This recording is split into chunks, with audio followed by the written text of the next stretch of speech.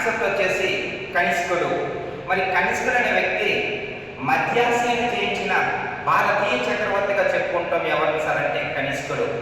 ఆక్సెండస్ నది నుంచి గంగా నది వరకు తన రాజ్యాన్ని విస్తరించిన చక్రవర్తి ఎవరు సార్ అంటే కనిష్కుడు. మరి కనిష్కుడు క్రీస్తు 78వ సంవత్సరం లేదా 1వ శతాబ్దంలోని పట్టాభిషేకం జరుపుకున్నాడు. దానికి అనుగుణంగా ప్రారంభించిన శకమే కనిష్క శకం.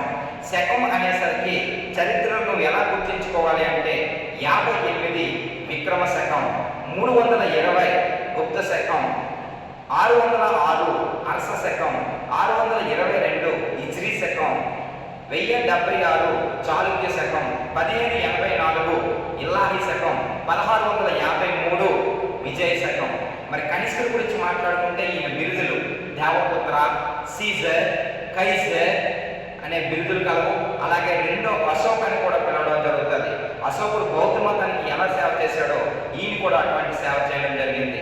4వ బౌద్ధ సంగీతిని కాశ్మీర్లోని కుందలవనం అనే ప్రదేశంలో మరి ఇతను నిర్వహించడం జరుగుతుంది.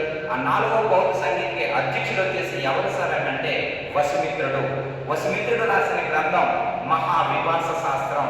ఉపాధ్యక్షుడు వచ్చేసి ఎవరు సార్ అంటే అశ్వఘోషుడు. ఆ అశ్వఘోషుడిని ఇండియన్ మిలిటన్ అని పిలుస్తారు. అశ్వఘోషుడు రాసిన గ్రంథాలే బుద్ధ చరిత్ర, సౌందర్యనందనం, వజ్ర సూచి, గ్రంథి స్తోత్ర. మరి కనిష్కుడు ఇంకేం చేశాడు సార్